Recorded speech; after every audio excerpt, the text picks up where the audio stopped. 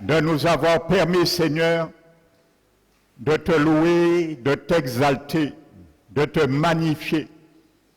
Oui, Seigneur, tu voudrais, Seigneur, comme nous l'avons chanté, ramener des foules à toi, Seigneur. Mais tu voudrais, Seigneur, que nos cœurs pour cela soient le filet pour cela, pour ramener des âmes à toi, Seigneur. Et c'est pour cela, ce matin, tu nous as conduits ici pour entendre, Seigneur, les clés, les armes, les arguments, les conseils à ce propos, Père éternel. C'est pour cela, ce matin, que tu puisses rendre nos cœurs attentifs, notre entendement élargi, pour comprendre, Seigneur, la révolte bien souvent qui se passe à l'intérieur de notre âme.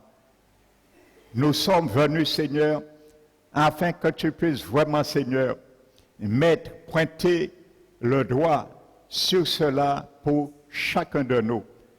Afin, Seigneur, que chacun de nous, nous puissions faire, Seigneur, un constat, un inventaire sur nous-mêmes, un retour sur nous-mêmes, afin que nous sortions dans ce lieu béni, car nous savons que tu es là. Nous l'avons chanté, Seigneur, et nous savons, nous ressentons ta présence dans ce lieu, alors tu feras. C'est l'assurance que nous avons, que toi, tu feras. Alors dispose-nous pour accepter ce que tu veux faire. Même si, Seigneur, nous ne sommes pas d'accord, mais ce qui importe, c'est ta volonté qui prime, qu'il soit ainsi parmi nous. Au nom puissant de Jésus, je prends autorité ce matin dans ce lieu pour lier, ligoter tout esprit impur qui pourrait s'opposer contre ta parole qui sera prêchée ce matin.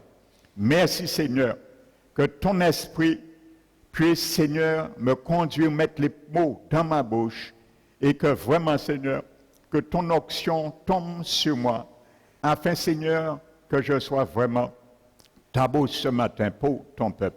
Merci, Père. Nous t'élevons, te magnifions, nous te glorifions et nous te donnons la gloire que t'es due.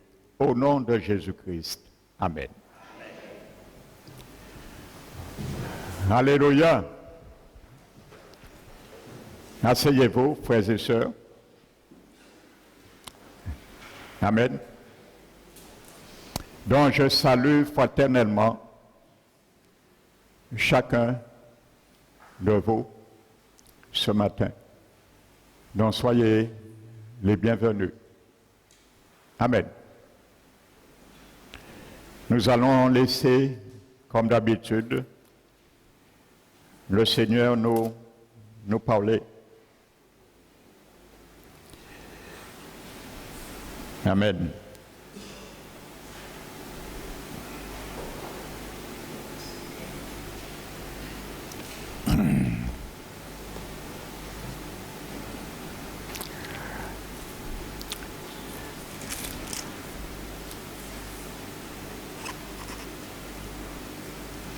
Nous allons ouvrir la parole de Dieu.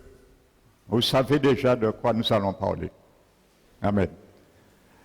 Nous allons ouvrir la parole de Dieu dans le psaume 142. Alléluia. Et le verset 8.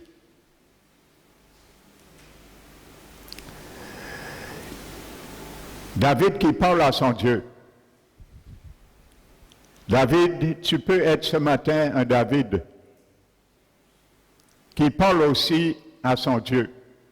Et je voudrais ce matin que tu sois un David, que je sois un David ce matin dans ce lieu, pour parler de la même façon que David parle à son Dieu. Amen. Et dire, j'ajoute devant éternel, tire mon âme de ma prison, de sa prison, afin que je célèbre ton nom.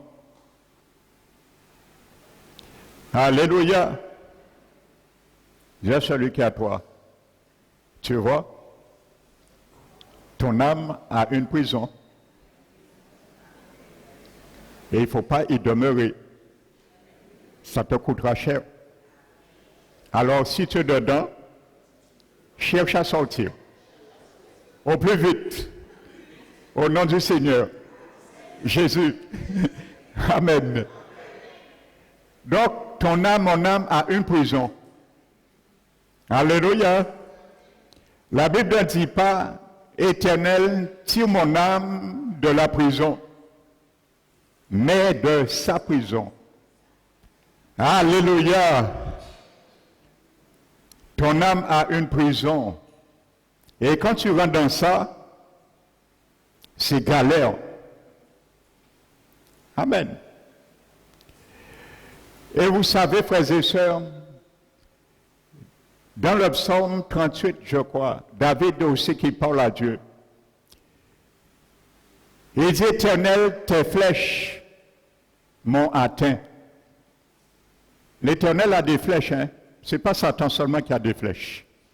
Alléluia. Tes flèches m'ont atteint. Et ta main s'est appesantie sur moi. Il parle à son fils. Alléluia. Prenez garde. Qui est ton père ce matin? Alléluia. El Shaddai, l'Éternel. Il envoie aussi des flèches sur ses enfants.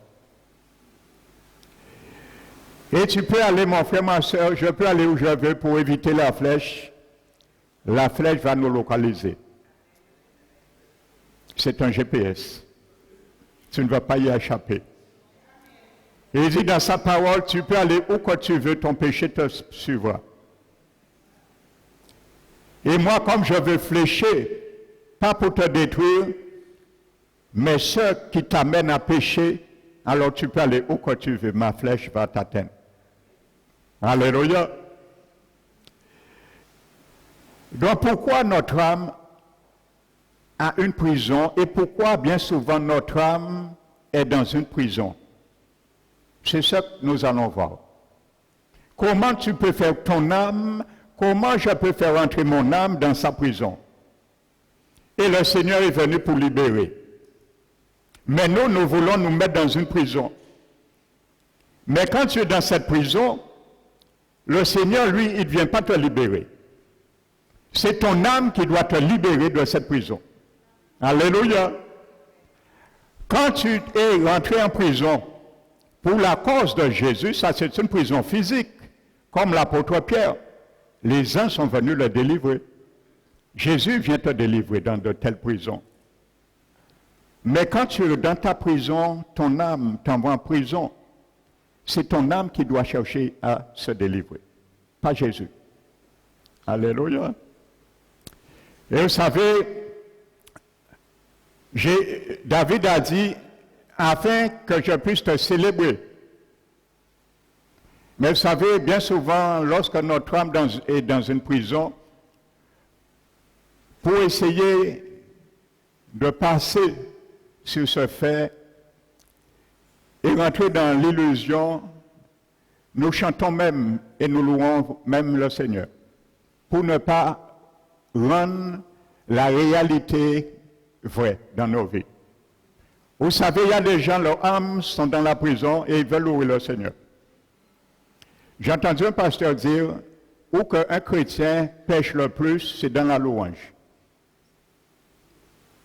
Et il a raison en quelque sorte. Amen. Et il dit, ça que nous chantons, nous ne l'appliquons pas. Donc effectivement, où que nous péchons le plus, c'est dans la louange. Lorsque nous disons, Seigneur, je veux connaître ta gloire, je veux t'offrir un sacrifice de louange. Remplis-moi, Seigneur.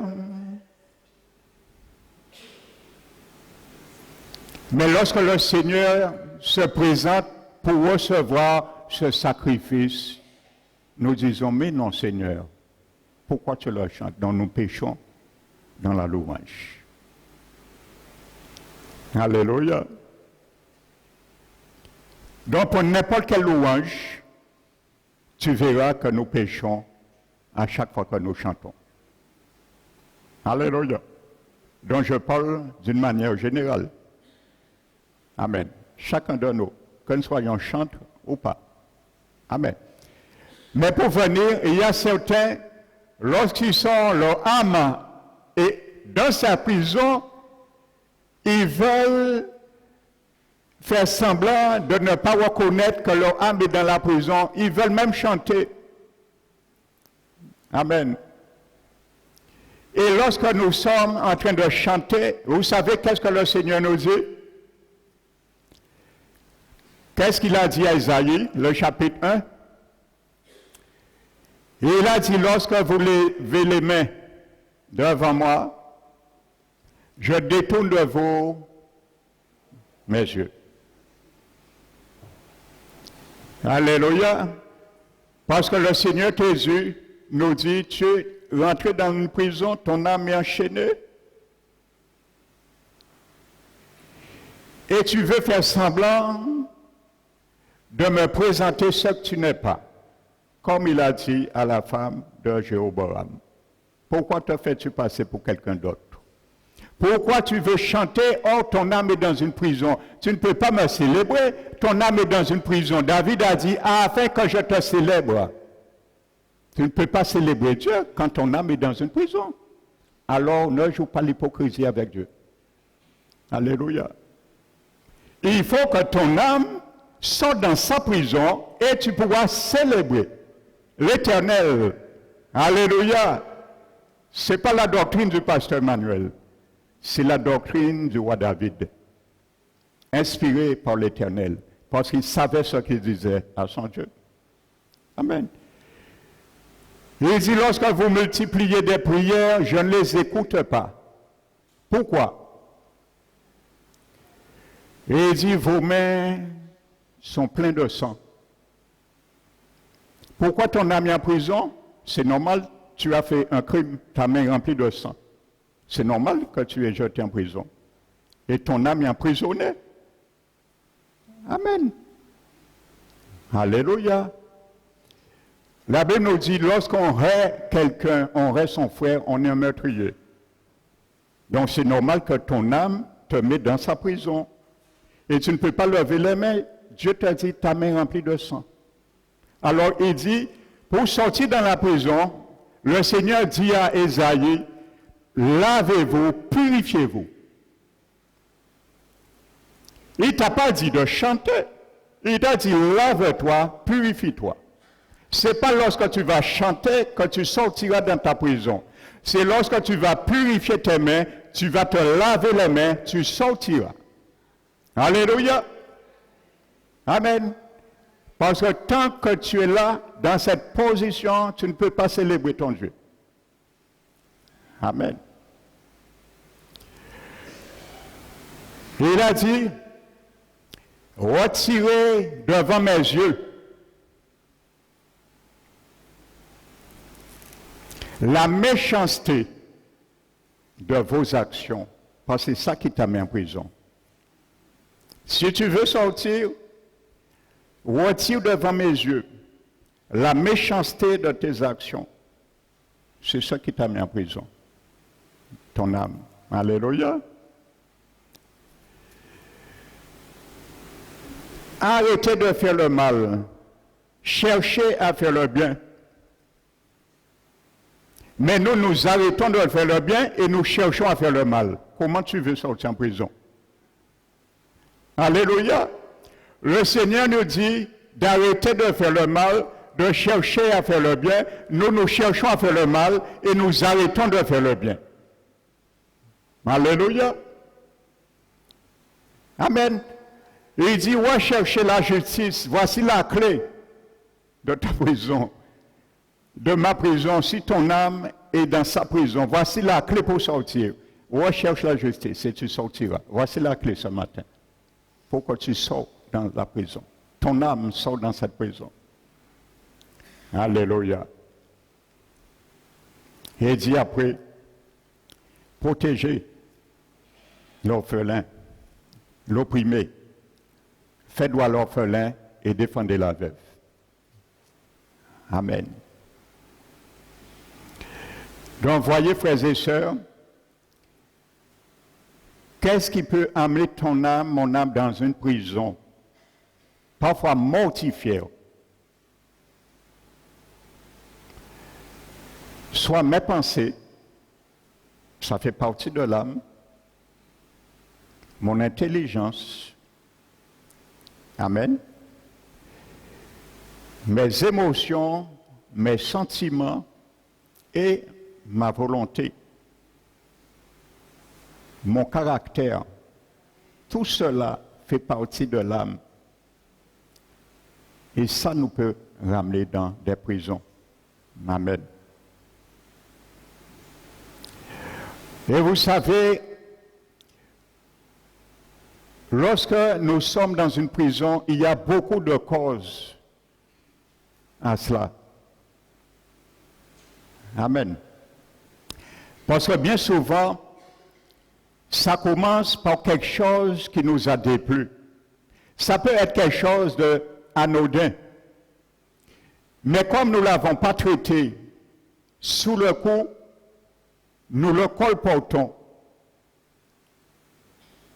Et ensuite, nous arrivons à un moment donné, nous ne pouvons plus contrôler la situation. Et c'est la situation qui contrôle nos vies. Amen. Parce que nous n'entendons plus Dieu. Sache que quand mon âme est malade, nous sommes coupés de la tour de contrôle. Vous savez, lorsqu'un avion perd,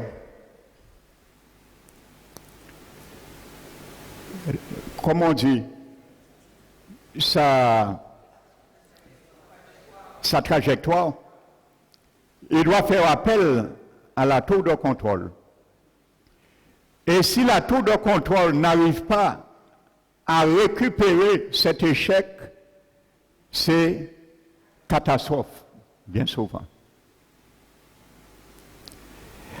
Quand notre âme est affectée, nous perdons le contact avec la tour de contrôle,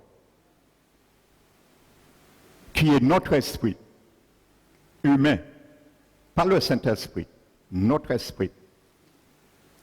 Parce que c'est lui qui doit contrôler notre âme. Amen. Vous savez, lorsque nous perdons le contact de la tour de contrôle qui est notre esprit, je viens tout à l'heure sur cela, nous essayons, vous savez, quand quelqu'un est en prison,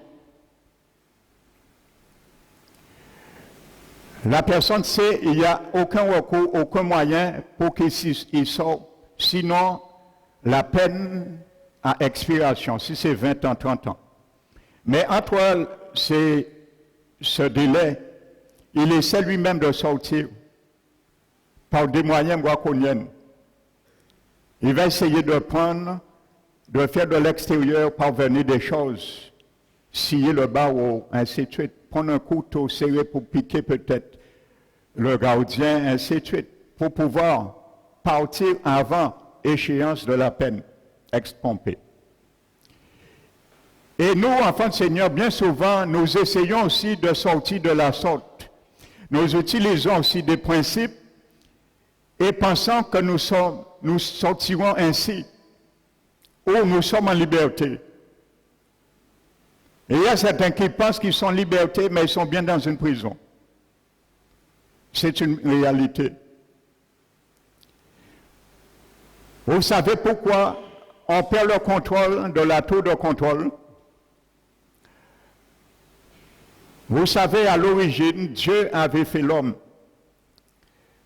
Dieu parlait à l'homme dans son esprit, par son esprit humain. Et l'esprit humain, il n'y avait pas de péché, donnait les informations à son âme. étant l'âme recevait ces informations qui venaient de Dieu par son esprit et le corps obtempérait. C'est comme ça que Dieu avait prévu au commencement.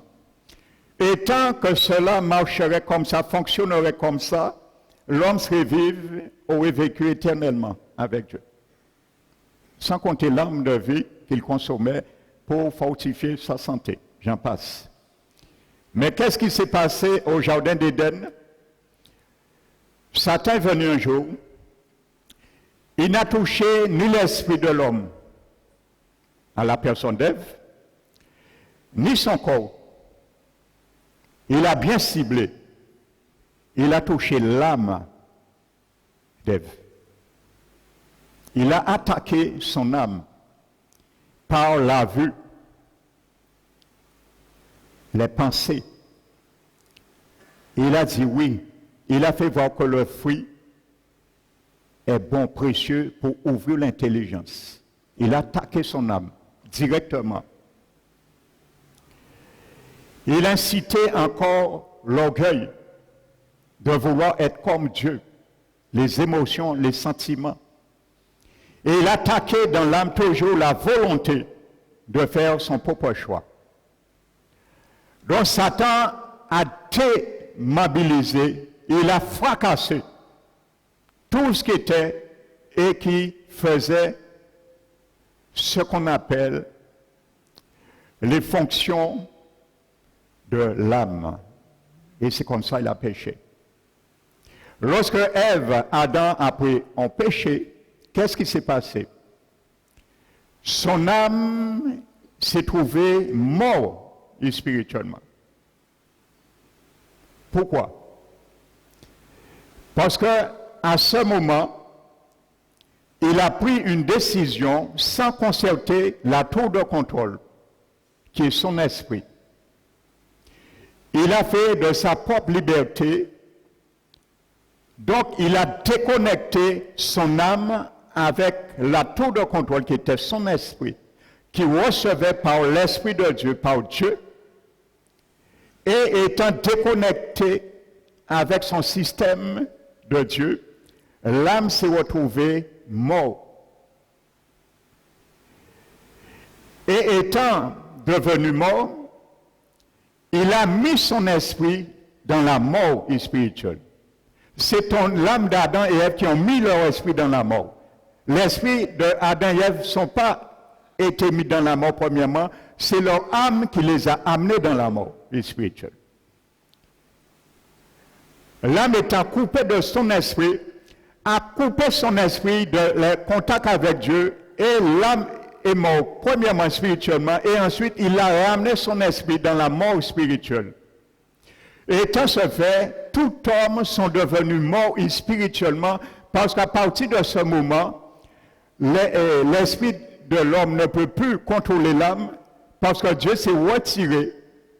Et à ce moment, l'âme a pris la règne et le contrôle. Et c'est pour ça qu'un homme marche maintenant que par son âme. Et Dieu l'appelle l'homme animal parce qu'il agit sans quelqu'un qui a un esprit. C'est pour ça que Dieu appelle l'homme animal. Amen. Donc, il fait ce qu'il veut. Amen. Donc, tant que l'homme n'est pas reconnecté avec son esprit, et son esprit n'est pas reconnecté avec l'esprit de Dieu, il reste dans la mort spirituelle.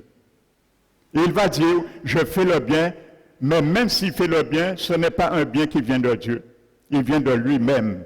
Et il pense que c'est le bien. Même le bien qu'il fait s'appelle la mort. Parce qu'il est coupé de la tour de contrôle. Il descend maintenant dans des catastrophes. Il fait ce qu'il veut maintenant. Amen. C'est ça. Et c'est bien précisé dans Éphésiens 2. Pour bien montrer ça, je viens vous l'expliquer. La Bible dit, nous étions morts par nos péchés et nos offenses dans lesquelles nous marchions autrefois. Selon le train de ce monde, le prince de la puissance de l'esprit qui agit dans les fils de la rébellion. Nous étions tous de leur nombre et nous vivions autrefois selon la volonté de notre chair accomplissant la volonté de la chair et de nos pensées. Tout ça, c'est dans l'âme. Les pensées, la volonté, marcher, l'âme. Dieu parle de l'âme. Ils étaient morts, l'âme était morte. Alléluia. Amen. Vous savez,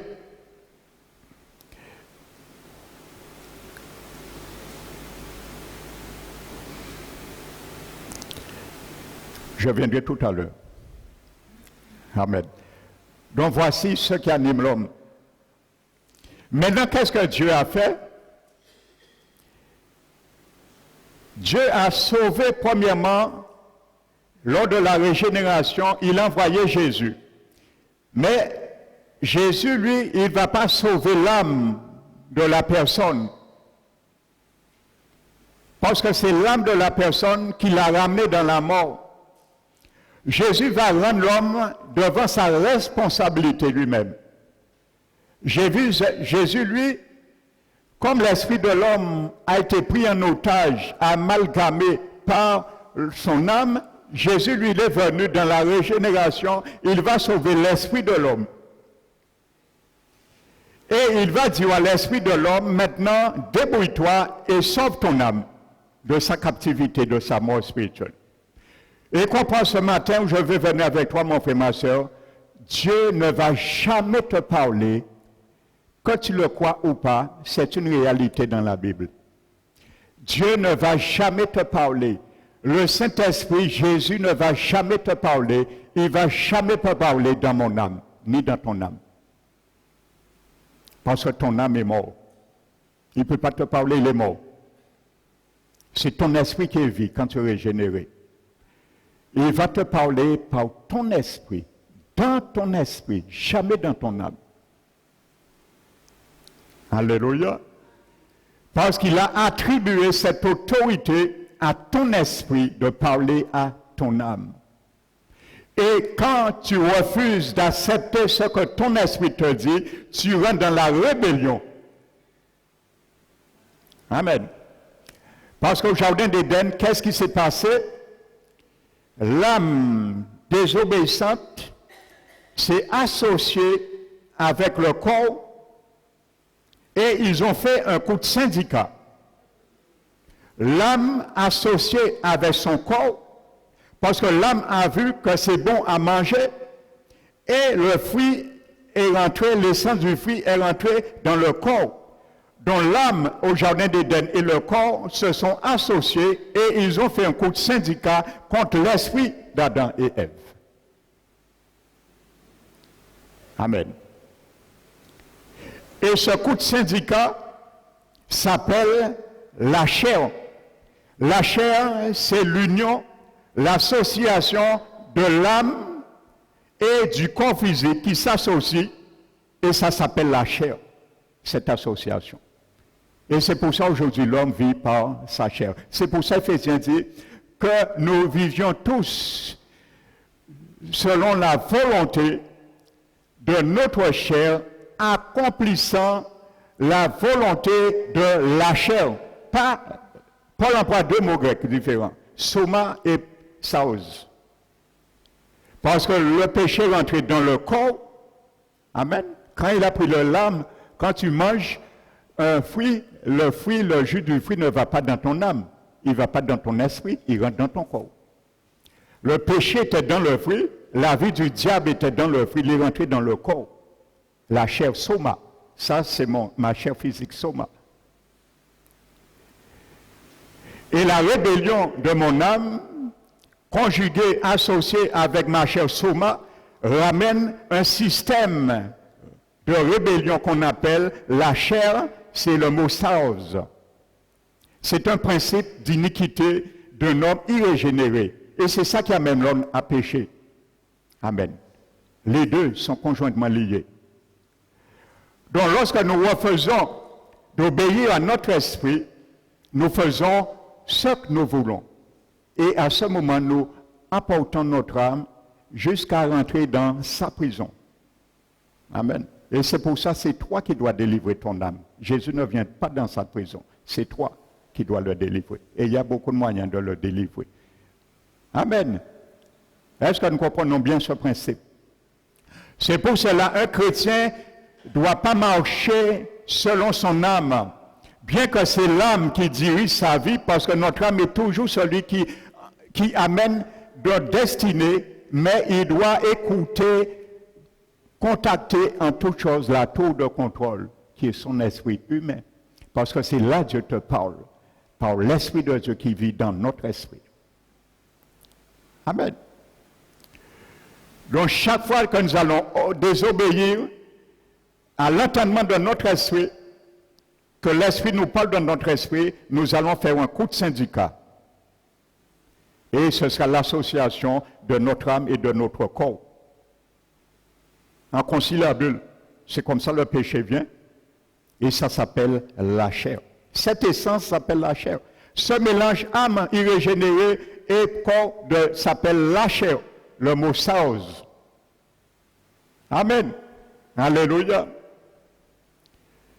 Donc David était troublé, il s'est écarté de Dieu à un moment donné et il s'est trouvé dans une prison. Son âme s'est trouvée enchaînée. Et maintenant, il est incapable de louer le Seigneur librement. Et il crie à Dieu. Amen. Alléluia. Amen. Donc vous vous rappelez, nous sommes arrêtés dimanche dernier avec Samson. L'orgueil est rentré en Samson, l'âme. L'orgueil a touché son âme. La désobéissance est venue parce qu'il a voulu faire comme il voulait. Et il a fermé la voie de sa conscience. Amen. Et je vais préciser, vous savez qu'est-ce qui fait l'arbitrage? Dieu a fait l'homme d'une manière merveilleuse. Je comprends pourquoi David a dit, ô Éternel, quelle merveilleuse créature que tu as fait de moi. Bien souvent, nous parlons de l'esprit, l'âme et le corps. Effectivement, Dieu n'a pas fait l'homme en 4 parties. Nous sommes tripartites, nous sommes une trinité.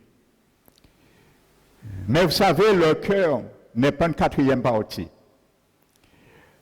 Mais vous savez, c'est le cœur qui fait l'arbitrage, si on peut dire. J'aurai l'occasion vraiment d'emporter un grand enseignement sur le cœur. Pour bien saisir, quand Dieu parle du cœur, il ne parle pas de la pompe. Il parle de la partie psychologique de la pompe, du cœur. Quand Dieu parle du cœur, il parle de la partie psychologique du cœur, les fonctions psychologiques du cœur. Quand un psychologue vous parle de votre problème, il vous parle et décrit les fonctions psychologiques de votre âme. Ça, c'est la psychologique, ça vient de l'âme. Amen. Et d'ailleurs, même la psychologie vient du mot grec psyché, que Dieu appelle dans la Bible pour âme. Amen. Donc, les psychologues même se sont basés sur la Bible même pour faire leurs études sur la psychologie de l'âme de l'homme, pour savoir comment quelqu'un se comporte bien ou pas. Mais l'homme n'a pas la faculté médicale pour aller chercher comment l'esprit humain se comporte. Parce que ça vient de Dieu. On ne peut pas aller là. Et c'est pour ça, bien souvent, on diagnostique des maladies, des comportements, on fait toutes sortes d'analyses, il n'y a pas de maladie, il n'y a rien. Et pourtant, la personne n'est pas bien. Parce que le problème vient de l'esprit de l'homme. Le problème est spirituel. On te dit, mais tu n'as rien. Je viendrai plus tard sur cela. Je vous ai dit que vous allez voir la relation, l'état de notre âme, le comportement de notre âme a un lien avec notre santé physique. Et tu vas comprendre, bien souvent, nous sommes malades, nous passons toutes sortes de médecins, on dit, mais vous n'avez rien, monsieur, madame, mais ça a perdu. Ça ne veut pas dire, parce que la médecine n'a rien trouvé, que la cause n'est pas réelle. La cause est spirituelle. Amen. Et si ton âme est dans une prison, tu peux payer toutes les fortunes que tu peux. Tu peux voir tous les médecins dans le monde, tu ne trouveras pas de solution. Tu vas te ruiner inutilement. Alléluia. Amen. Donc Samson, je disais le cœur au Saint-Esprit. Il y a tellement, vous savez, lorsque l'onction est là, vous savez, c'est pas facile à contrôler. Alléluia. Je disais le cœur. Si vous avez une étude approfondie sur le cœur, vous allez voir le cœur a en lui-même les trois grandes fonctions qu'on trouve dans l'âme. Les pensées, l'intelligence, le cœur a de l'intelligence, la volonté et les émotions, les sentiments. Mais le cœur n'est pas l'âme. Ils ont les mêmes fonctions, ces trois grandes fonctions. Et en plus, le cœur, je parle toujours les parties psychologiques du cœur par la pompe. Il se fait ressentir par la pompe. Quand nous sommes effrayés, le cœur bat vite. C'est la partie psychologique qui répercute sur la partie physique. On le ressent. Alléluia. Et en plus, le cœur a une partie des trois parties fonctions de l'esprit humain. Et que l'âme n'a pas par contre, c'est ce qu'on appelle la conscience. Donc, comme la conscience est un des trois parties de l'esprit, qui est la communion, l'intuition et la conscience, le cœur peut gérer en tant qu'arbitrage un conflit entre l'esprit humain et l'âme. Alléluia. Et c'est pour ça que quand ton âme est malade, ton cœur est malade aussi. Amen. Quand l'âme de quelqu'un est malade, son cœur aussi est malade. Alléluia. Les choses sont concrètes.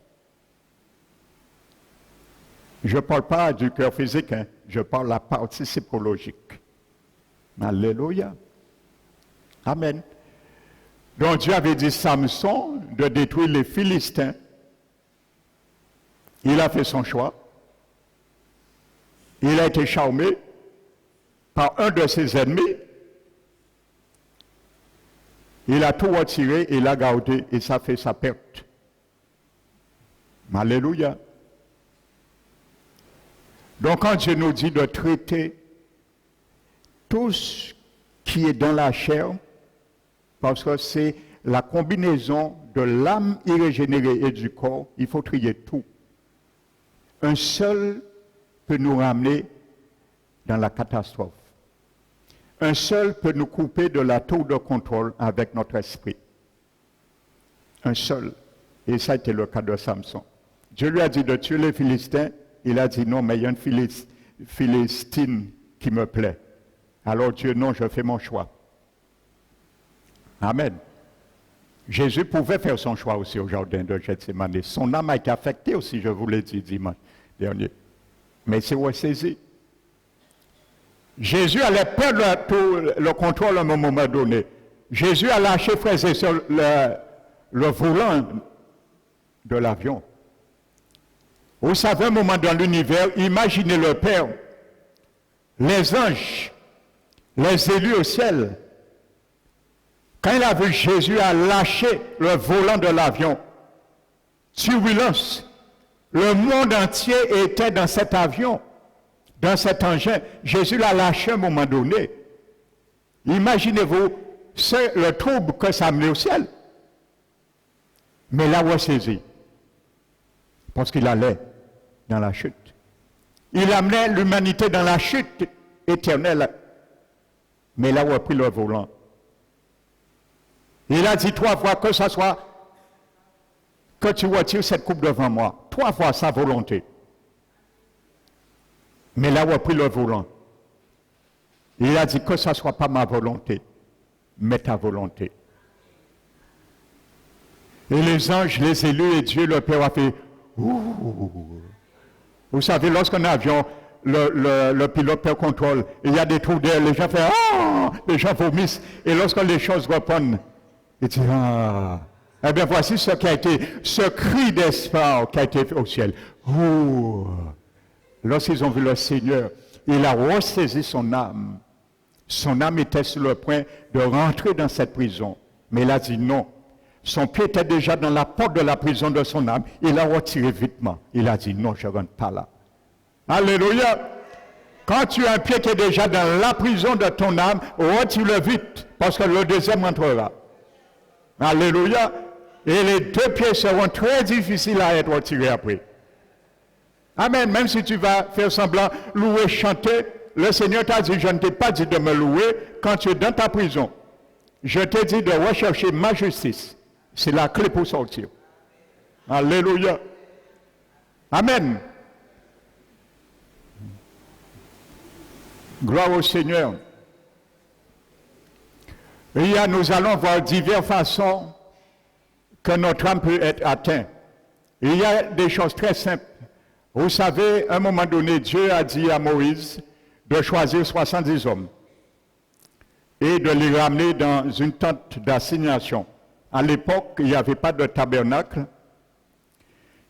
C'était la tente d'assignation et où on mettait l'arche de l'Alliance. On faisait une petite tente et on mettait l'arche de l'Alliance qui représente la présence de Dieu et il y avait le camp. Donc il a dit de les amener 70 hommes. Et il va prendre l'esprit qui est sur Moïse, pas l'esprit envers Dieu. Littéralement, j'ai expliqué ça dans l'enseignement sur la nouvelle naissance. Je ne vais pas m'étendre. Ça veut dire que l'onction qui était sur Moïse, il a partagé, répandu. Ce n'est pas l'esprit, il a coupé le Saint-Esprit en plusieurs morceaux. Ce n'est pas ça. Il parlait de la manifestation charismatique qui était sur Moïse par l'Esprit Saint, qui le guidait, l'onction prophétique qui était sur Moïse, par Moïse était aussi prophète. C'est ça que ça veut dire. Donc, il a dit, je prendrai l'esprit qui est sur toi, prophétique, entre autres, et je vais les me répandre, mettre aussi sur 70 hommes. Et ce qui a été fait. Donc la Bible dit qu'il y a 68 qui sont venus, mais il y a 2 qui étaient aussi sur la liste, mais ils ne sont pas venus. C'était Eldad et Médad, ces 2 hommes. Mais où qu'ils étaient dans le camp, malgré qu'ils n'étaient pas venus à la convocation, ils étaient inscrits. Mais l'Esprit les a repérés et ils se sont mis à prophétiser. Malgré qu'ils n'étaient pas avec les 68. Mais le dessein de Dieu était pour eux, ils ont prophétisé. Et il y a un jeune homme qui a couru, il est venu vers Moïse. La Bible nous dit qu'il a parlé à Josué. Josué était avec Moïse. Mais la Bible dit que le jeune homme ne parle pas à Josué, mais il parle à Moïse. Il s'adresse à Moïse et il dit, Moïse, il y a 2 personnes, 2 jeunes, 2 hommes qui se sont mis à prophétiser dans le camp. Josué ne laisse pas Moïse répondre. Mais il prend le dessus. Il prend le contrôle et il dit, Moïse, mais empêche ces 2 hommes de prophétiser. Pourquoi? Parce que l'âme de Josué a été blessée par la jalousie, peut-être. Vous voyez, un rien. Mais Moïse a déjà appris une leçon. Parce que Moïse avait été déjà à la place de Josué, était blessé, laissé, affecté dans son âme. Lorsqu'il a frappé le rocher 2 fois, Dieu lui avait dit une seule fois. Il n'a pas contesté contre Dieu, mais la contestation des contestataires l'a fait aussi contester l'autorité de Dieu. Et c'est lui qui est pris dans le piège. Amen. Donc ça l'a servi d'exemple. Quand ton âme est affectée, que ça te sert d'exemple pour l'avenir. Et lorsque Josué lui a dit ça, il a dit, Josué, est-ce que tu es jaloux pour moi maintenant?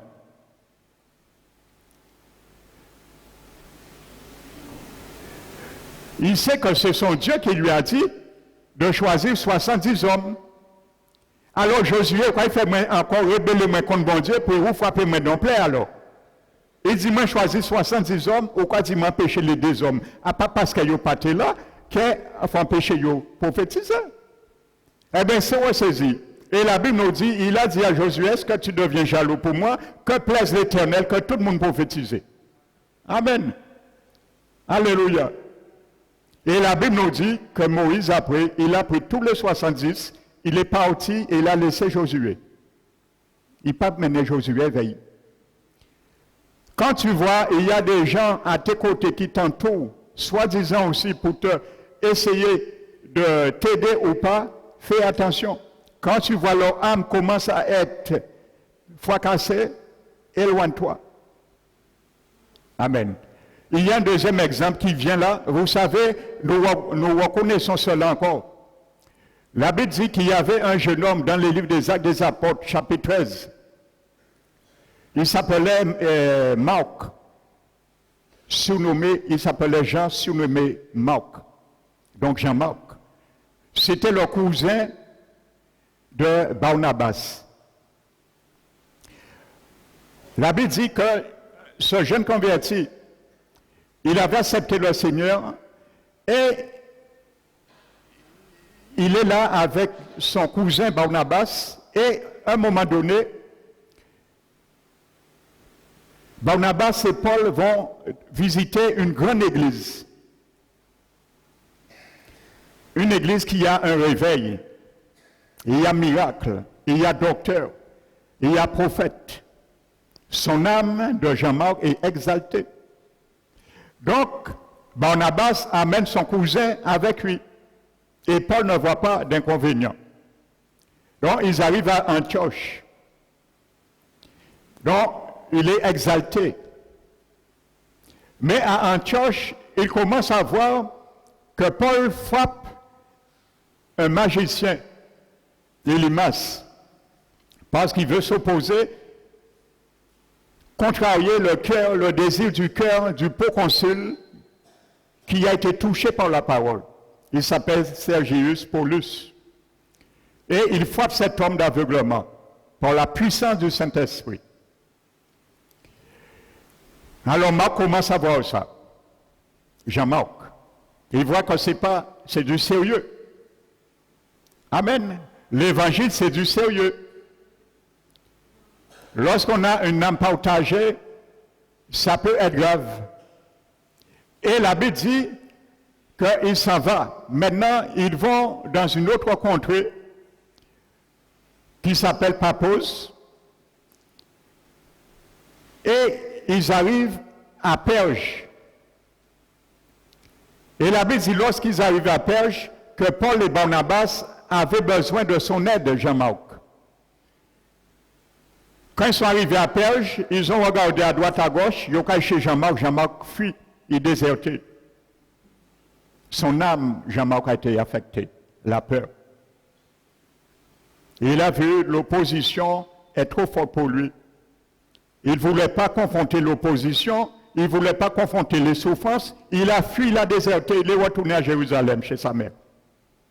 Amen. Sa mère, c'est Marie, cette femme qui a accueilli Pierre le jour qu'il a été libéré de la prison. Donc c'était sa mère, acte 12 le dit. C'était la mère de Jean-Marc, le cousin de Barnabas. Donc il a déserté. Vous voyez? Parce qu'on ne veut pas confronter, l'âme ne veut pas confronter, l'âme n'aime pas confronter les oppositions, l'âme ne veut pas confronter les souffrances. Amen. L'âme aime bien souvent les choses bien préparées, bien cuites, et c'est mettre pied en table et manger. Non, c'est pas ça. C'est l'âme qui a perdu notre esprit, c'est lui qui doit maintenant. C'est pour ça, Jacques a dit de rejeter tout souillure, tout excès de méchanceté, de recevoir avec douceur le lait. La parole qui est le lait, car c'est elle qui peut sauver ton âme. Mais comment ton âme peut être sauvée? Il faut que tu sois connecté à chaque fois sur la tour de contrôle. Parce que c'est son esprit qui reçoit la parole et te communique. Ton esprit reçoit la parole, le lait, le briquet, et ton esprit dit, ton âme, ouvre ta bouche et je vais te faire boire ce lait. Et quand il boit ce lait, notre âme, le lait descend dans notre corps. Ça, c'est la symbiose, esprit, âme et corps. Mais au jardin d'Éden, c'était âme, corps, esprit. Jésus a inversé le cycle. Amen. Donc la Bible nous dit, Marc est parti, Jean-Marc est parti, il a déserté. Combien notre âme déserte dans les oppositions.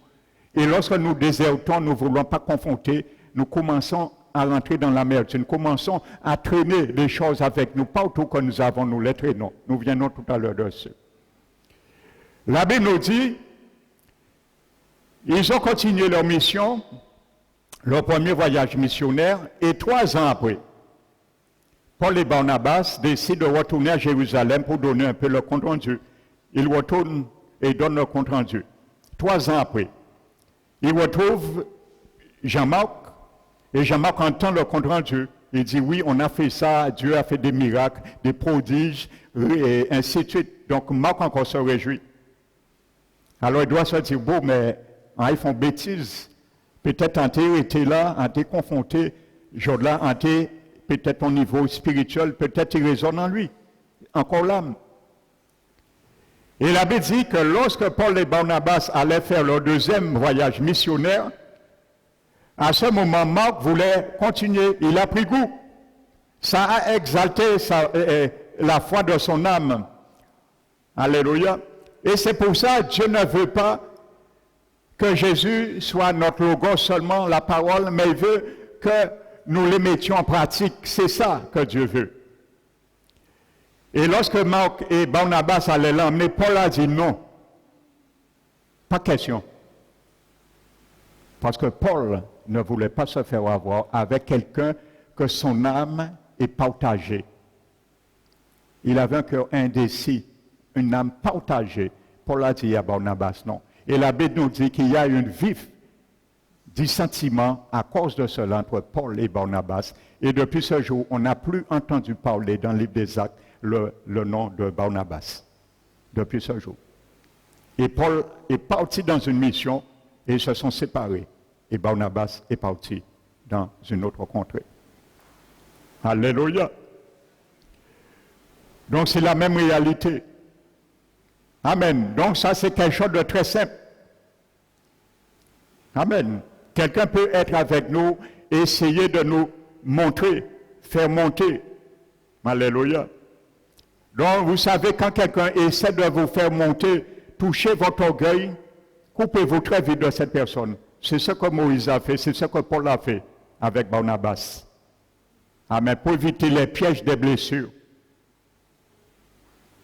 Et aussi éviter les pièges de l'orgueil. Moïse aurait pu dire, oui, mais c'est vrai, ça dit moi là, c'est vrai. Hein? Dès qu'il doit, ils disent, prophétiser. Ils disent, venez en tente là. Ils n'ont pas vu, ils n'ont pas ni droit prophétiser. Ainsi de suite. Il s'est sorti. Donc, certains peuvent être à tes côtés, penser qu'ils t'aident, mais ils peuvent t'emmener à chuter. Alors que ton âme veille à cela aussi. Amen. Alléluia.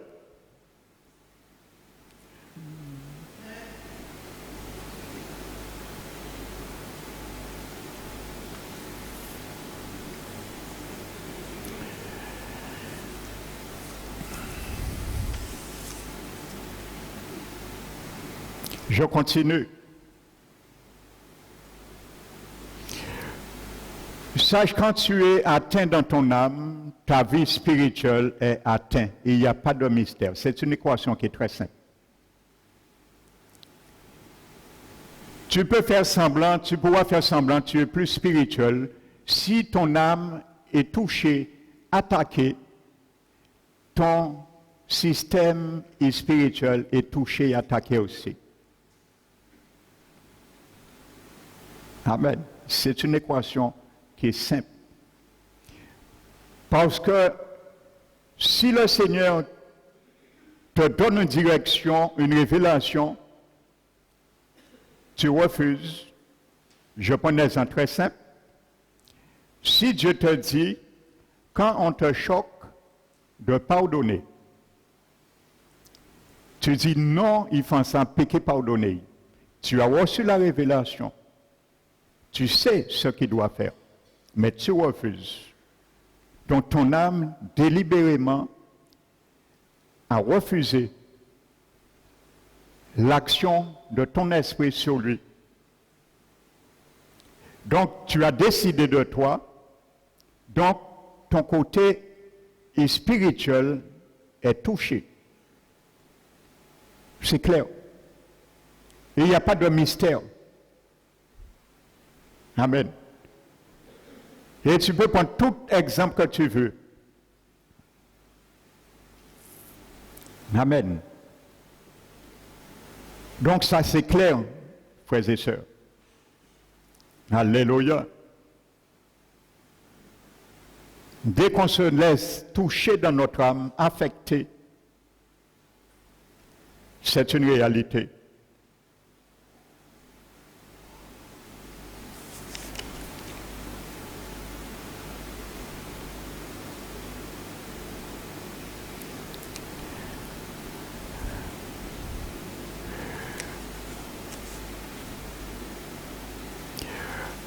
Vous savez, la Bible nous dit, frères et sœurs,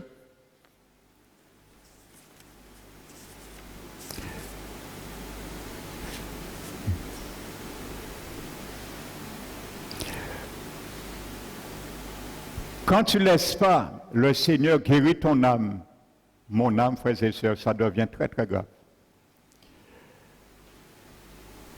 David nous donne un psaume qui nous montre ce reflet, qui nous montre une échographie. Nous allons voir une échographie. Ce que devient ta vie quand tu n'as pas laissé ton âme guérir de ses blessures. Vous savez, le prophète Ésaïe a dit que quand vous multipliez des révoltes,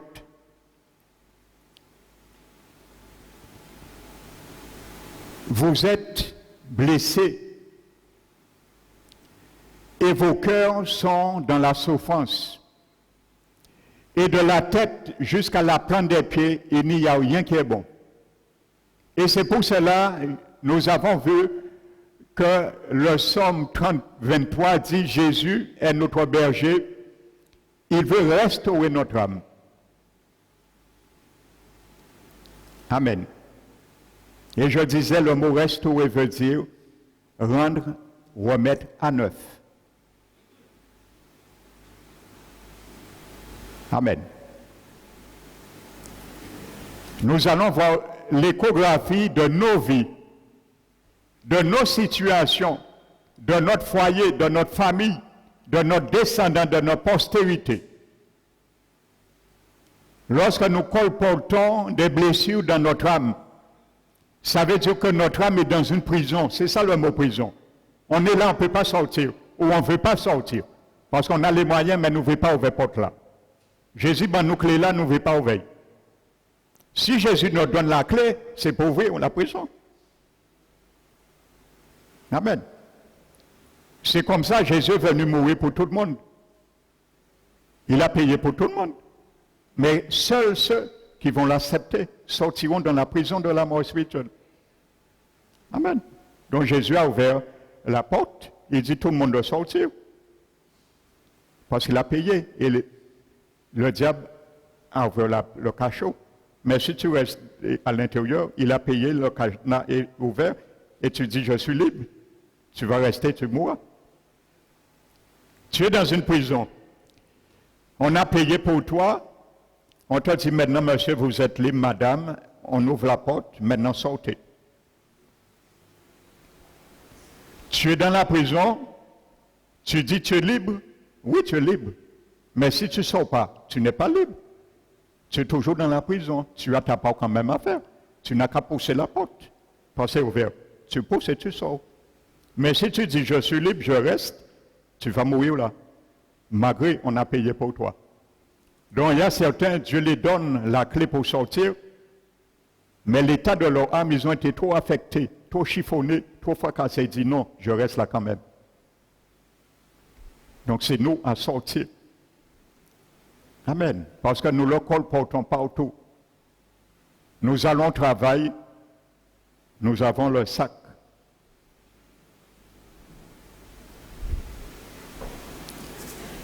Ça s'appelle une âme fracassée. Tout est dedans. Ce qui a fracassé l'âme, ça s'appelle un sac d'une âme fracassée. Donc tout est là.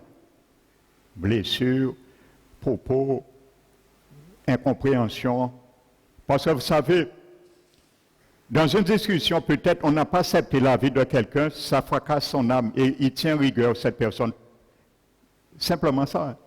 Et ça s'accumule, ça s'accumule. Chaque fois qu'il voit cette personne, Elle se rappelle ce que la personne a été privilégiée là, et qu'ajouter. Donc, elle comporte ces choses. Il va au travail, donc le panier là. Le panier là, il y a une joie. Le diable envoie une image dans ses pensées. Il se rappelle, oui, mais on a mis celui-là, celle-là avant toi. Tout de suite, la tristesse. Il voit la personne à chaque fois. Et donc on le colporte. Quand une âme n'est pas blessée, faites ce que vous voulez, vous serez dans la prison. Et n'essayez pas de dire je suis libre, on verra que tu n'es pas libre. Parce que quand quelqu'un est blessé dans l'âme, on le voit par leur comportement. C'est psychologique. Parce que les fonctions de l'âme qui sont blessées, ce sont des fonctions psychologiques qui se ressentent. Comment un psychologue sait le mal de quelqu'un? C'est normal. Ainsi de suite. Donc au travail, je vais au travail avec ça. Je rentre au travail, je le dépose. 8 heures au travail, je le reprends. Je pars, je rentre chez moi. Je dépose ce cadeau que j'aime dans ma maison. Je sors, je vais à l'église le dimanche. J'apporte aussi, je l'aime. Ça fait quoi avec moi? C'est devenu fidèle avec moi. Je l'apporte à l'église. Je rentre à l'église. Quand je viens, je fais semblant de... Les sourcils puissent s'apaiser. Un semblant. Mais quand j'arrive là, je vois cette sœur-là qui m'avait fait. Parce que c'est là. C'est dans le sac. Donc, ce n'est pas guéri. On ne peut pas tricher. On va essayer devant Dieu faire ce qu'on n'est pas, mais devant Dieu, l'abbé dit, ôtez devant mes yeux la méchanceté de vos actions. Amen. Ça, c'est les actions méchantes. Dieu dit, ôtez devant mes yeux la méchanceté de vos actions. Alléluia. Tu vas lever les mains. Tu vas chanter. Dieu t'a dit pendant que tu chantes, tu entends dans ton âme, ôtez devant mes yeux la méchanceté de vos actions. Tu vas prier. Pendant que tu pries, tu entends l'église, une voix qui te dit à ton âme, ôtez devant mes yeux la méchanceté de vos actions. Pourquoi t'en es quand même? Tu rentres chez toi avec ça. Tu amènes du trouble à ton travail, tu amènes du trouble dans ton foyer, tu amènes du trouble dans l'église. Parce que ton âme est dans un cachot. Il ne veut pas sortir. Vous pensez qu'il y a la paix? Demande un prisonnier qui a fait la prison s'il y avait la paix dans la prison qu'il était. Je ne pense pas qu'il y a beaucoup qui vous diront oui. Il faut sortir dans la prison, après tu pourras célébrer. Alléluia. Mieux vaut avoir la souffrance, le porter, mais souffrir pour Christ. Paul a dit, pourquoi ne pouvez-vous pas perdre et accepter quelque injustice, vous laissez dépouiller? Pour retrouver la paix avec Dieu, pour être en connexion avec ton esprit, laisse-toi de dépouiller un moment. Accepte quelque injustice, mais reste dans la paix. Au moins, tu ne seras pas dans le cachot. Ton âme ne sera pas liée en prison. Alléluia.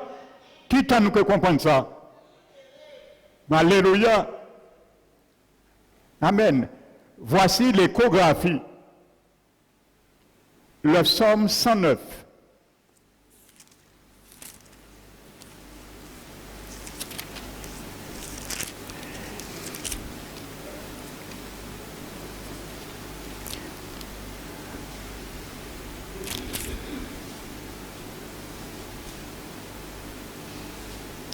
Nous n'allons pas lire tout le verset, vous allez méditer ce psaume chez vous.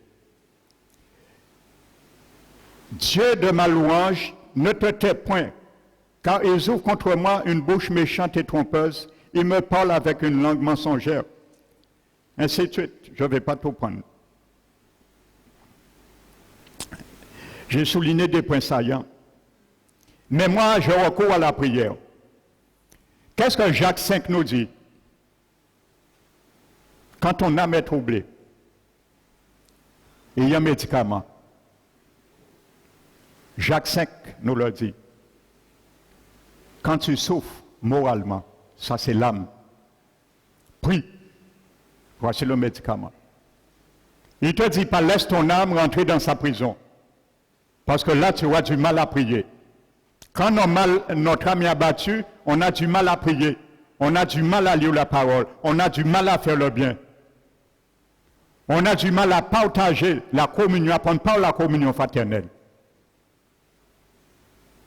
On est abattu dans tous les sens. Amen. Même moi, je recours à la prière.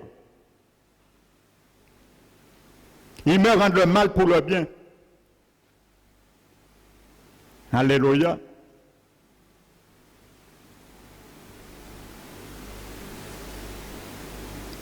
Imagine les gens que tu pries pour eux, tu te tiens devant Dieu, tu fais du bien, et c'est par eux que tu as attaqué. On comprend, c'est difficile d'accepter. Mais ce n'est pas pour autant, tu ne peux pas gérer la situation. Je ne peux pas gérer la situation. Ça n'intéresse pas Dieu, c'est la gérance de la situation qui importe pour Dieu.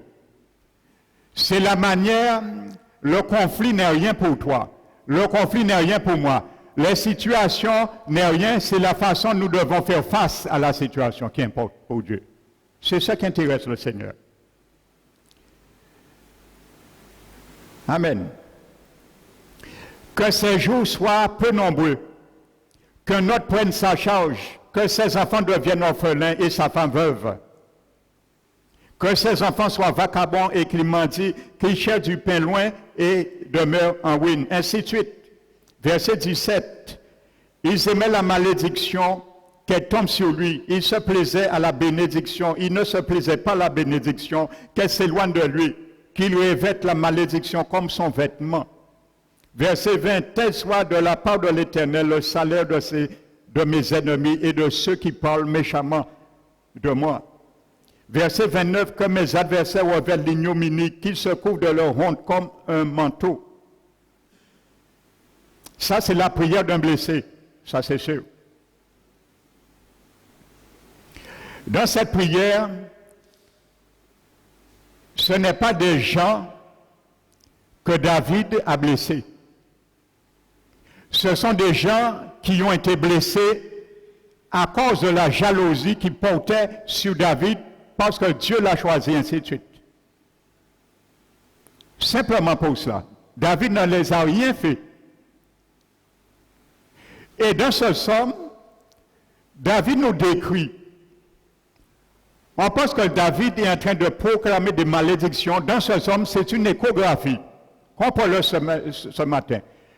David nous montre une échographie de ceux et celles qui ont été blessés dans leur âme.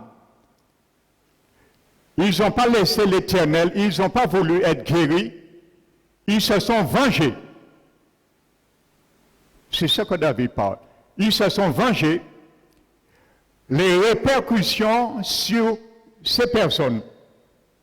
Tout ce que tu lis, ça peut être ton partage. Le partage de ton foyer, le partage de ton mari, le partage de ton épouse, le partage de tes enfants. Alléluia. C'est ça, je l'appelle une échographie. Quand ton âme est blessée, tu ne te laisses pas guérir, ou tu ne veux pas plutôt être guéri parce que Dieu t'a donné le médicament. Il a dit, Isaïe, ce sont des blessures, ce sont des contusions, ce sont des plaies ouvertes. La plaie est ouverte. Si ouvert, il faut fermer. Si ouvert, il faut gangrener, il faut prendre microbes. Il faut désinfecter, il faut coudre lit pour soigner, guérir. Ce sont des plaies, des contusions, des blessures, des plaies ouvertes qui ne sont ni pensées, ni bandées et ni adoucies par l'huile. Alors, c'est ça la prison. Si ton âme est là, c'est ça la prison. Tu veux sortir dans la prison, va te réconcilier. avec ton frère, ta soeur. Va te réconcilier avec celui qui t'a blessé. Va te réconcilier avec celui, celle que tu n'aimes pas voir. Tu sortiras dans la prison. Ton âme sera guérie. Et quand tu sortiras, le Seigneur Jésus va te donner un rendez-vous dans son cabinet chirurgical. Il va dire, oui, longtemps je t'attendais de sortir dans cette prison. Maintenant viens, assieds-toi, allonge-toi. Je vais coudre la plaie, je vais la fermer. Et demain, lorsqu'on va la toucher, tu ne sentiras plus de mal, parce que je l'ai fermée. Et quand tu verras ton frère, ta soeur, tu ne voulais pas voir, quand tu venais avec le sac, ça faisait écho. Quand tu vas le voir, tu vas dire, mon frère, hein, je t'aime tellement, touche-moi là. Je ne sens rien, parce que la plaie est cicatrisée. Si tu le touchais avant, j'aurais fait, aïe! C'est cicatrisé. Amen. On a percé Jésus sur son côté. Ça lui a fait mal. Mais ça s'est cicatrisé. Il a dit, Thomas après, viens touche. Thomas a touché. Jésus n'a pas fait aïe, parce que c'était déjà cicatrisé. Amen. Si ce n'était pas cicatrisé, Jésus n'aurait pas dit Thomas touche. Alors tu n'es pas cicatrisé, tu vas dire à ton frère, ta soeur, tu n'aimes pas voir de toucher. Mais c'est que cyclone, c'est que tempête. Et là, tu vas chercher à compliquer les choses parce que Jésus va venir te parler comme Job 38 au milieu de la tempête maintenant. Il voulait te parler avant la tempête, mais il va te parler au milieu de la tempête là. Amen. Eh bien, je le répète, ce somme, considère c'est une échographie de ta vie, ta situation qui risque de t'arriver si tu es celui qui a été blessé, offensé, qui ne cherche pas à être guéri, et par cela, tu te venges. Voici ce que David est en train de nous enseigner. Amen. Alléluia.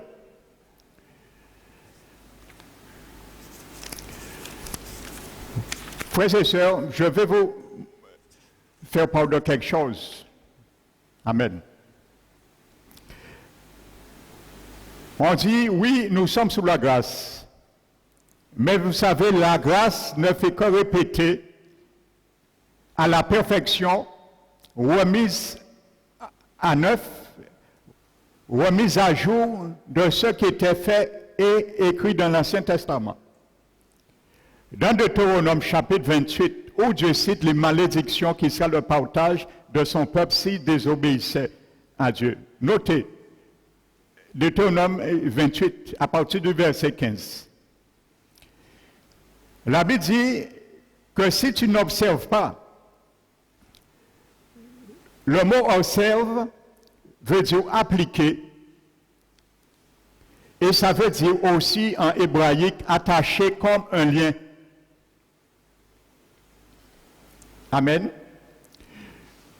Ça veut dire si tu n'attaches pas les paroles de Dieu, si tu n'attaches pas Dieu comme un lien sur ta vie.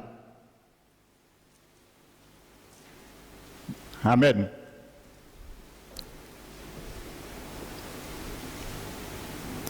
Alléluia.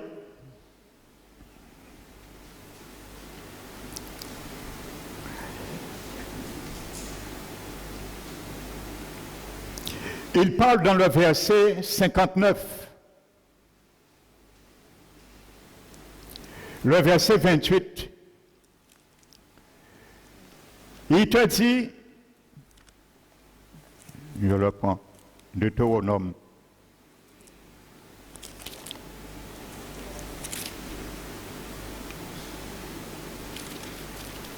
Chapitre 28.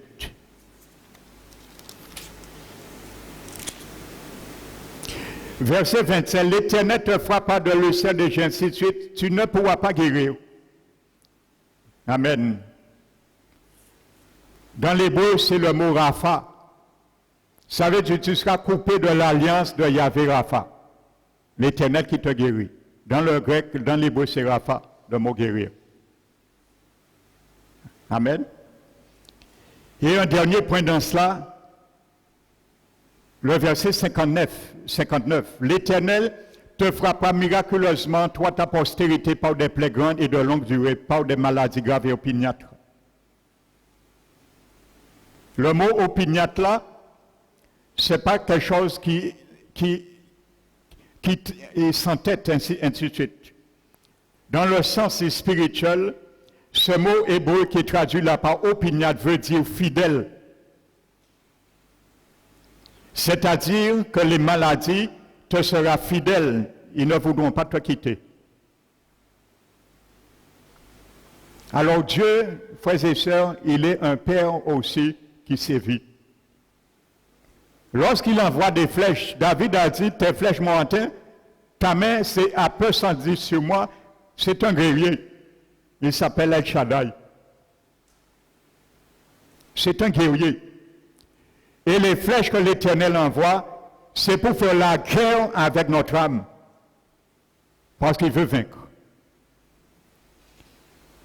Deutéronome dit, si tu observes, obéis, ça veut dire si tu arrêtes de faire la guerre avec ma parole, c'est ça que ça veut dire dans l'hébreu.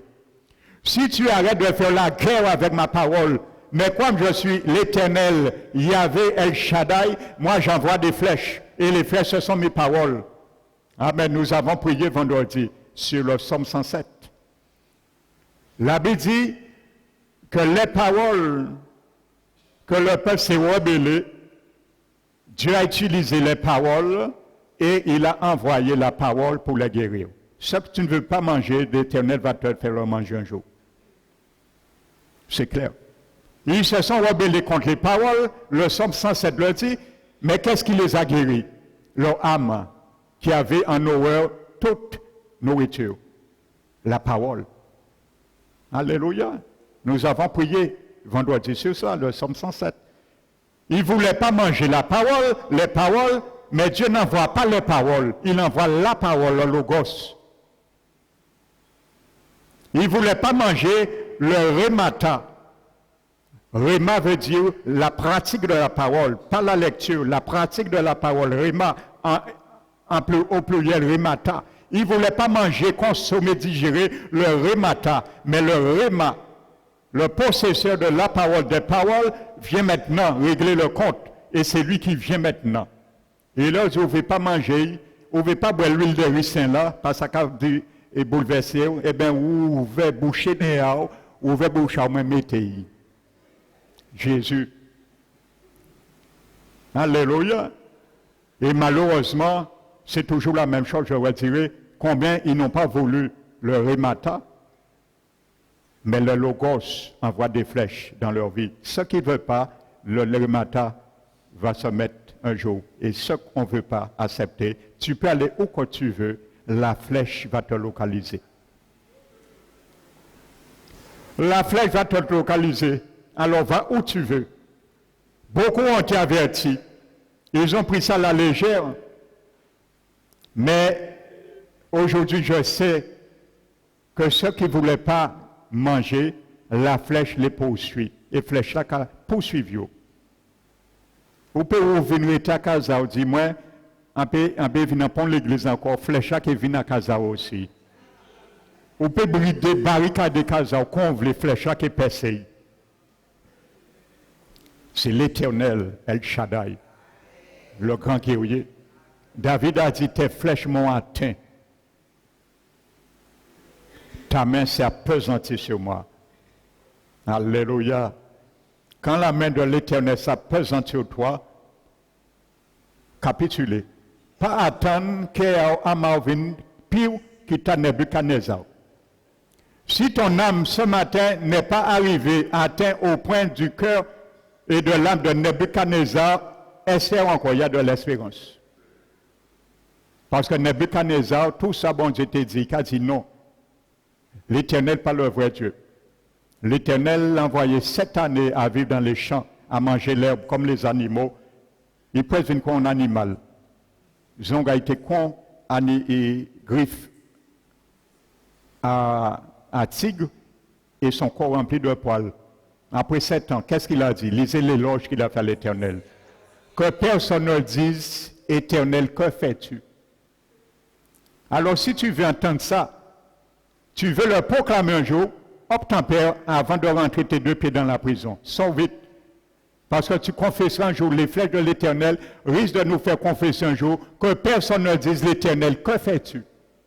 Parce que tu te rendras compte que ce que te disait, c'était vrai et tu avais intérêt de capituler. C'est l'éloge qu'il a fait après à l'Éternel.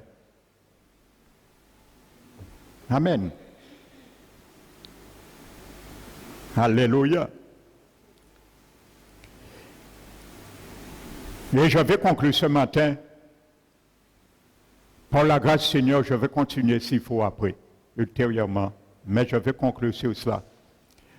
Pour bien démontrer les conséquences d'une âme blessée qui ne veut pas être guérie, qui ne cherche pas à être guérie. Amen. Vous savez, la Bible nous dit, Saül, que David a délivré de Goliath.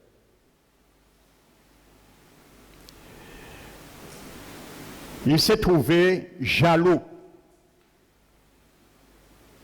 Parce que David, ce n'est pas David lui a fait quoi que ce soit. C'est pour vous montrer, ne rigolez pas avec votre âme.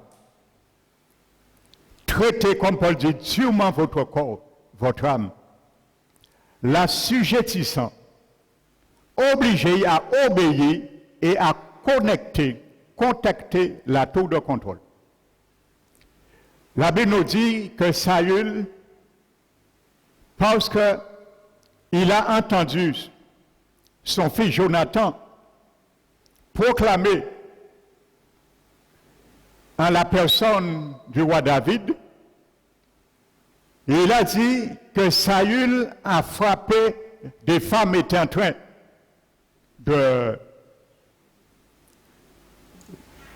sous l'allégance de son fils, Jonathan, des femmes ainsi étaient en train de proclamer à une défaite des ennemis et la victoire de David, que Saül a frappé ses 1000.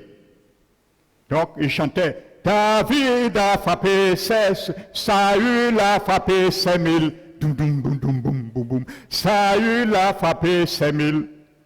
Et David a frappé ses 10 000. Saül a frappé ses 1000. Et David a frappé ses 10 000. Je ne sais pas si c'est ça le rythme. Saül a entendu ça. La Bible nous dit, à partir de ce moment, il a eu de la haine dans son cœur. Son âme a été remplie de haine. Il n'a pas accepté. La jalousie, l'orgueil, ça vient de l'âme. Et la Bible nous dit, à partir de ce moment, que Saül a haï David jusqu'à sa mort. Frères et sœurs, jusqu'à sa mort. Uniquement pour ça. Amen.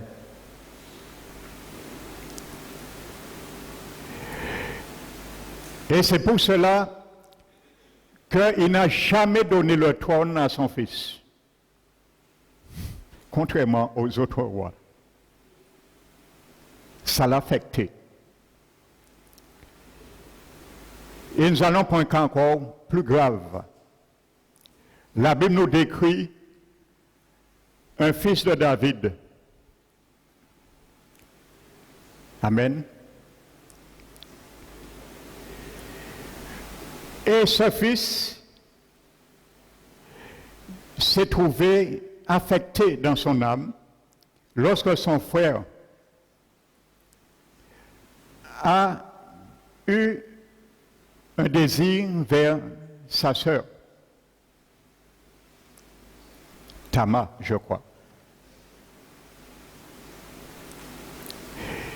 Et ce fils, Amnon, il a convoité sa demi-sœur sous le truchement de mensonges, d'une comédie, et il a dérespecté en langage simple sa demi-sœur.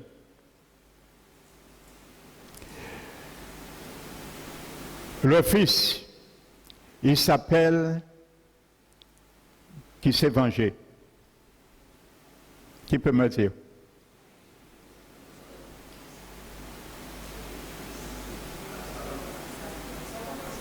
Amen. Absalom. Ça l'a fait mal, certes. C'est une injustice. Mais il n'a pas pu contrôler la situation. C'était plus fort que son âme. Son âme n'a pas pu contrôler cela. Vous avez vu le psaume 109 qu'on vient de lire. Vous allez voir, c'est exactement ce qui est arrivé en partie à Absalom. Amen. Non seulement il n'a pas pu se contrôler, amen. Vous savez, quand Satan attaque ton âme, il n'a pas besoin après de venir l'attaquer encore. Il te laisse t'attaquer toi-même, avec toi-même. Alléluia, ne minimisons pas les ruses du diable et ne prenons pas ça à la légère. Le diable sait ce qu'il fait et comment il doit s'y prendre par moment. Il aurait pu régler la situation avec Amnon. Mais regardez où que la haine, la blessure l'a amené. Et je comprends lorsque Jérémie dit pourquoi mes plaies sont continuelles et mes blessures si douloureuses ne voulons pas être guéries. Il a tué son frère, Amnon. Donc il s'est vengé. Il ne s'est pas arrêté là. Vous savez, quand Caïn a tué, Deutéronome 28 a dit, la malédiction sera pour ton partage de ta postérité, ainsi de suite. Quand Caïn a tué son frère Abel, par jalousie, la haine est rentrée dans son âme. Dieu lui a dit que la terre qui a été maudite à cause de ton père, c'est pas la terre sera maudite à cause d'Adam, mais Dieu a dit à Caïn, la terre que ton père, la terre qui a été maudite à cause de ton père, cette terre maudite, maintenant qui a ouvert sa bouche pour eux, qu'il a avalé le sang de ton fils, de ton frère, maintenant cette terre va te maudire. Il sera ton partage. Ce sera ton couverture, en quelque sorte. C'est ce que David nous dit dans le psaume 109. Et c'est ce qui est arrivé. Amen. Il y a une malédiction. Quand ton âme est blessée, fracassée, tu ne veux pas laisser le Seigneur chercher à le guérir, tu te venges. Il y a la malédiction qui tombe sur toi. Que tu le saches ou pas, il y a beaucoup d'autres contextes que j'aurais pris pour vous le démontrer. Eh bien, la malédiction est tombée sur Absalom. Il ne s'est pas arrêté à tuer son frère Amnon. Sa conscience s'est éteinte. Il s'est vengé contre son père aussi. Papa, il n'a rien à voir de ça. Il a humilié son père en prenant ses concubines publiquement à la vue de tous. Ça, c'est une âme qui est révoltée, décontrôlée. Il n'a plus de contrôle. Ça, c'est la prison. On comprend pourquoi tu ne peux plus louer l'Éternel dans un état comme ça. Tu peux faire semblant, mais l'Éternel te dit non, arrête de faire semblant. Tu ne peux pas me louer dans un tel état de ton âme. La Bible nous dit, il s'est opposé, confronté le royaume de son père. La Bible nous dit pendant 2 ans, il se mettait chaque matin devant entreprise à Papaye, le roi David. Et il a veillé tout client à y. Et il a dit, attends, viens. Tu vas voir le roi. Tu sais, je suis son fils. Tu sais, c'est moi qui l'a fait si Dieu l'a élu. Hein. Je suis sage. C'est moi qui lui donne des conseils. Tu sais, si j'étais à sa place, j'aurais fait ça. J'aurais dit, passe voir mon fils avant. Il détournait les serviteurs de David, son père. Il a fait un coup d'État, sauvé pour prendre le royaume de son père. Et la Bible nous dit, en finalité, il est mort. Voici où la haine, le non-maîtrise de soi l'a amené à cause de l'état de son âme. Il s'est trouvé pendu, ses grands cheveux, entre le ciel et la terre.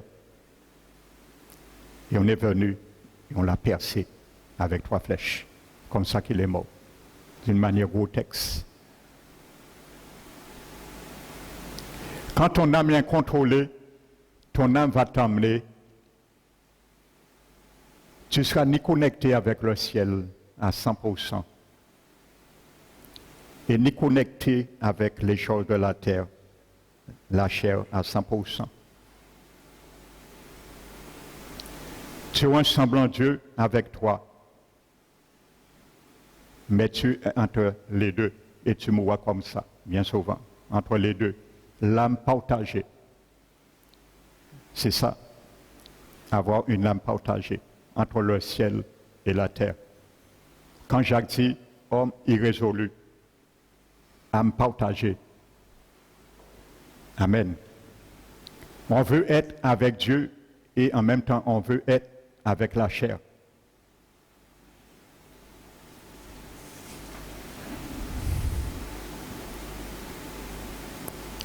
Alléluia.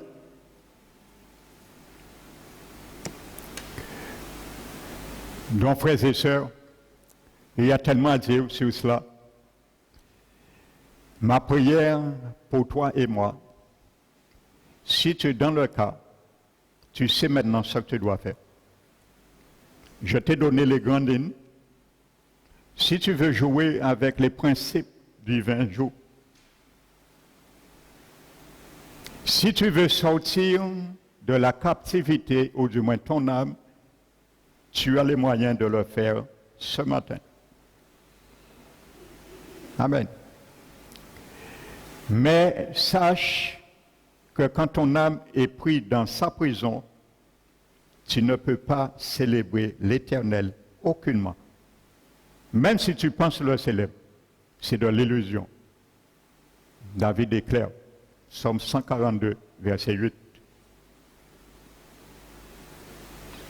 Éternel, tire mon âme de sa prison, afin que je puisse célébrer ton nom. Alléluia. Donc ce matin, si ton âme, mon frère, ma soeur, est dans une prison, tu vas te mettre debout et je vais prier ce matin pour toi. Mais pour ne pas te repérer, afin que ton âme ne puisse pas le mal prendre, parce que si elle est déjà dans une prison, alors nous allons tous nous mettre debout.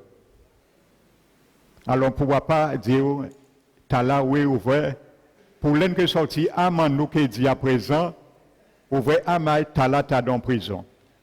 Alors nous allons tous nous mettre debout. Amen. Et je vais prier le Seigneur. Nous allons fermer les yeux.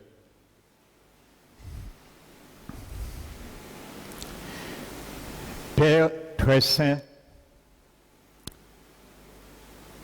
je ne peux ce matin, mon Dieu, devant ton peuple, d'exalter et de louer ton Saint-Nom.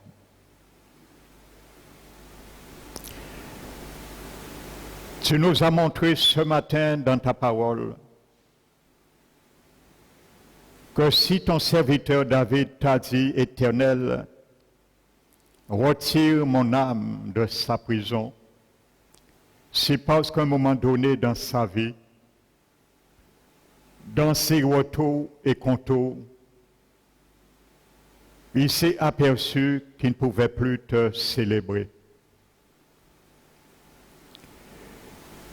Et c'est une réalité que tu nous montres ce matin pour savoir si nous avons essayé, par force, par d'autres moyens braconniers, d'essayer de te célébrer. Mais au fond de nous, le moniteur intérieur de notre conscience nous disait que c'est faux et vain d'essayer de louer l'Éternel de la sorte. Alors nous savons, Seigneur, que notre âme était bien dans une prison. Pas qu'on nous a fait rentrer dans une prison, mais c'est nous-mêmes qui nous avons fait rentrer dans cette prison. Alors ce matin, Seigneur, tu es un Dieu qui est rempli de compassion, de miséricorde. Tu ne cesses de nous dire de revenir à moi. Moi qui ne cesse de pardonner. Tu ne cesses de nous dire, Seigneur, d'une façon ou d'une autre, de retirer devant mes yeux la méchanceté de vos actions. Combien parmi nous ce matin, nous avons eu l'occasion, l'opportunité, même dans ce lieu, particulièrement le dimanche, d'entendre ta voix faire cet écho au milieu de notre âme. Mais nous t'avons dit non, nous n'y marcherons pas, nous ne serons pas attentifs au son de tes trompettes. Mais ce matin, Seigneur, que ma prière, que chacun de nous puissions te dire oui, Seigneur, car trop longtemps, mon âme est emprisonnée, captive dans cette prison. Je veux sortir aujourd'hui. Accorde le moyen, Seigneur. Puisses-tu briser, Seigneur, les liens. Tu l'as dit dans le Psaume 107. Tu viens, tu délivres des liens. Tu brises les chaînes. Brise, Seigneur, ces chaînes. Pense, Seigneur, les cœurs. Guéris, mon Dieu, les contusions. Ferme, Seigneur, les plaies ouvertes. Afin, Seigneur, que chacun de nous puissions sortir ce matin dans ce lieu, avec notre âme qui puisse dire, proclamer, mon âme bénit l'Éternel, et tout ce qui est en moi bénit son Saint-Nom, car il m'a fait sortir de ma captivité. Et il a rompu les liens, les chaînes qui m'enchaînaient. Mais donne-nous, Seigneur, la clé pour y sortir, d'ouvrir cette porte, de pratiquer la justice, non de pratiquer et de continuer à pratiquer notre propre justice.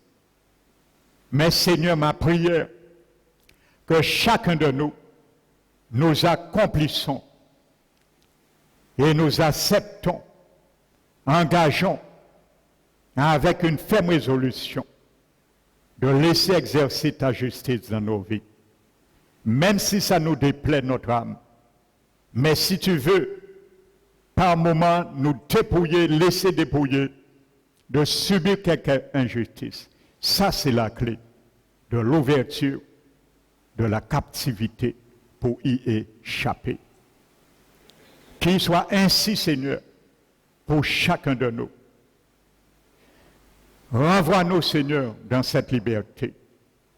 Et garde-nous dans la liberté, la vraie liberté, que notre âme interroge toujours notre esprit régénéré, pour recevoir les informations, pour qu'il soit toujours remis à vie et donner de bonnes directions à nos membres de nos corps qui sont engagés comme des instruments de justice pour toi, pour ton royaume, Seigneur.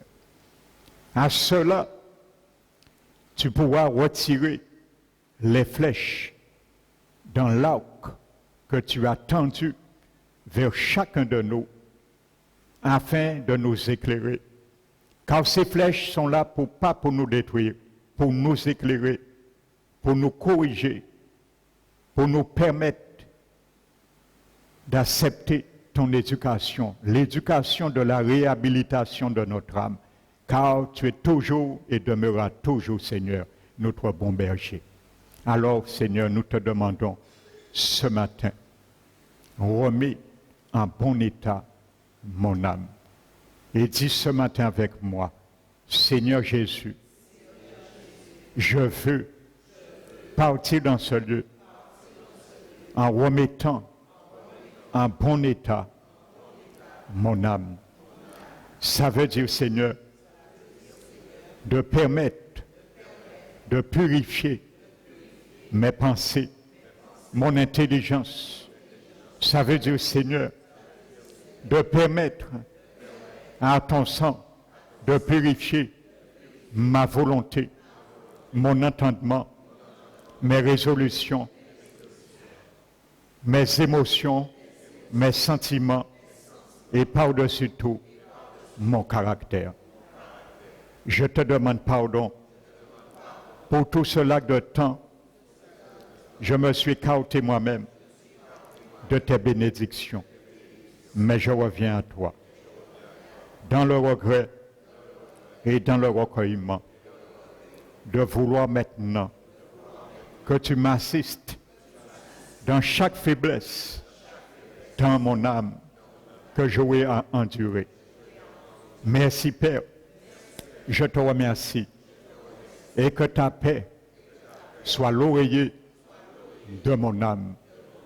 Merci Père, au nom de Jésus. Amen. Alléluia.